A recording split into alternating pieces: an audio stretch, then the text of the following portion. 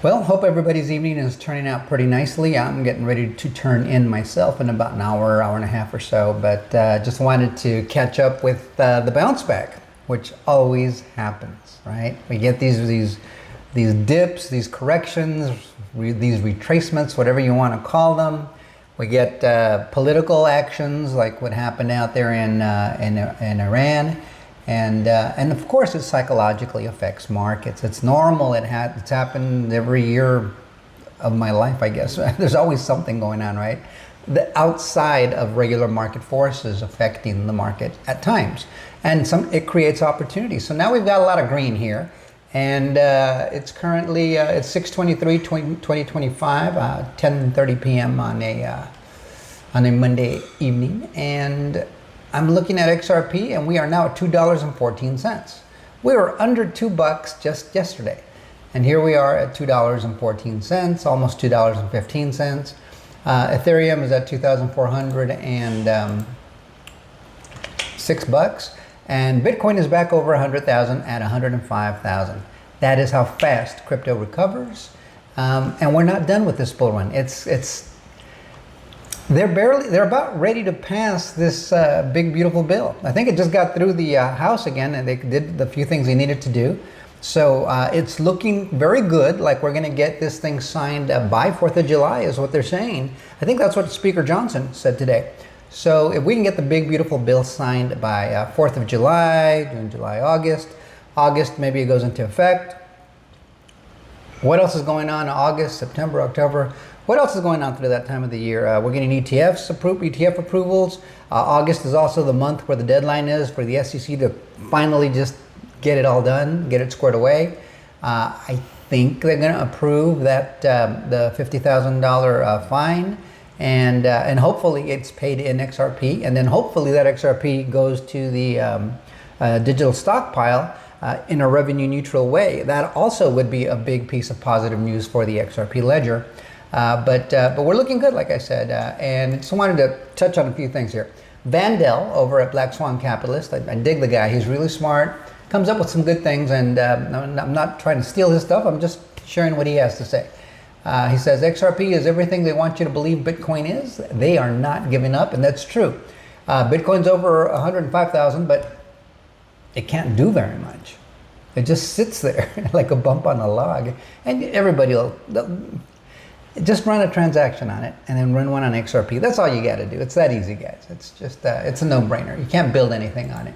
But he goes on to say that this correction was just a shakeout, and they all are. They're just a little bit of a shakeout, typically. Don't have a weak hand. Know what you hold. Understand the value of your investment, and have a realistic, positive timeline for it. In other words, you bought here, you're going to sell up here, right? You buy low, sell high. That's the goal. So just stick with that. And you'll never, you can't go wrong taking profits, right? So you'll never go wrong that way. He says, classic manipulation before the next major leg up, and that's true. Just before the next leg up, every single time there's a shakeout. And he says, understand the game and you don't get played. Stay positioned. Fear creates opportunity, which what just happened. It went under $2. A lot of people were able to really shore up their positions. He says, inside the Strategic Financial Market Intelligence Group, he says he breaks down the complexities of today's financial system and blah, blah, blah. He's got a little newsletter that you may want to look at. But I want to share some sound from Raoul Pal.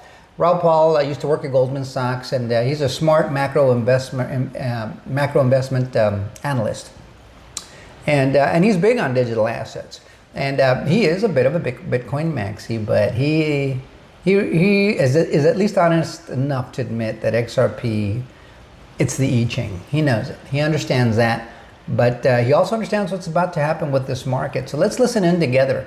And this is always interesting, what he has to say on this. And let's talk it over a little bit. Here we go. The sovereign wealth funds. And the mandate across the entire region, from Saudi to Abu Dhabi to Dubai to Bahrain to Qatar, is AI and blockchain. And not just using Bitcoin as a reserve asset, but also building the entire government infrastructure on blockchain, driving licenses, property deeds, the whole bloody lot. So it's it's fascinating to see. And then a lot of people say to me, well, if all of this money's coming in from the sovereigns, that may produce an outside return. And I'm thinking, well, if we're going from 3 trillion to 100 trillion, which is my... Did you hear that? If we're going from 3 trillion to 100 trillion.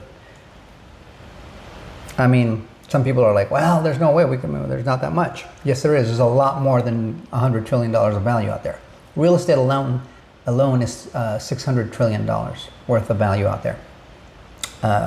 What else? Derivatives is like a quadrillion bucks. There's a lot of value out there that has not moved on chain, which is why market cap doesn't matter, because it's nascent, it's new.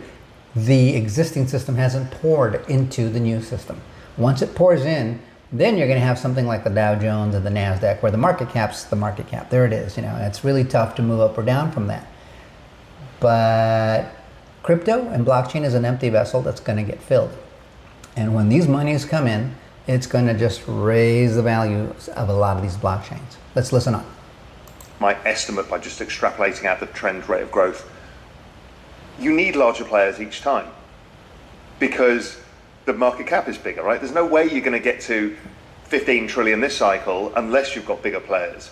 So it's kind of, I don't think it's what people think it is. I think it's just a function of the size of the market. The bigger it becomes, the more that those people are involved, and the more blockchain technology gets used, the more it uses the alts for infrastructure rails, for goes up. New forms of compute. Banks are coming is what he means. That are coming.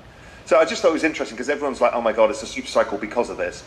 I'm starting to err towards, well, we've talked about this before, a longer cycle, just because the business cycle is still below 50. So generally it takes a while to climb up. And then we use the GMI Financial Conditions Index, and that has a 9-month lead. And with the dollar breaking down even today, it's starting to suggest that this may go even into Q2 2026. So it's like the whole cycle got shifted because rates didn't get adjusted and the dollar was sideways for a period. So he's thinking that the bull run's going to come or go all the way to 2026. A lot of people are starting to say that that's exactly what they think will happen. Well, what do you think is going to happen when they approve the big beautiful bill and it goes into effect? The market structure bill and it goes into effect. All of a sudden, banks, financial institutions, money changer services, the FX markets, nations, they're going to all of a sudden start utilizing the technology because the rules are there now. And the rules have been set by the country that holds the world reserve currency, the United States. So once that is set, it's game on. And it's going to be a race to be first, to build adoption, mass adoption on your solution, whatever that may be, and dominate the landscape. And he who dominates first with the best possible technology, it's not always the best technology that wins, you know that, but he who dominates first with the best possible technology wins. And that's what's happening right now. It just so happens that it's XRP. They are well ingrained in the financial system by design. It's been that way. Let's see what Raw Paul's final thoughts are here. At a time. So it feels that potentially there is a chance, and again, there's no guarantees in this world, that we're more like 2020 than we are in 2021. Or it's it's spookily similar to 2017 for me. So he says it's spookily similar to 2017. You know what happened to XRP in 2017? We went up 58,000%. If we do the same in this bull run, from 50 cents, which was where we were last summer, to 58,000%, that puts XRP at $290. Just do the math. 0.50 times 58,000%. And you can't say it's impossible because it has happened before. We have gone up 58,000% before. And he's thinking this is more similar to 2017. We didn't have a big beautiful bill in 2017. We didn't have 20 potential ETFs to get approved in 2017. We didn't have any of that. We didn't have a lot of the banking relationships we have today. We didn't have the awakening of the public about the benefits and the use cases for digital assets. We didn't have a pro-crypto president. We didn't have a crypto czar. We didn't have any of this. We didn't have a digital stockpile. We did not have a Bitcoin reserve. We had none of these things. We have these things now. And he's thinking it looks like 2017. No, I think it's going to be better. Imagine better than 58,000%. Look, my targets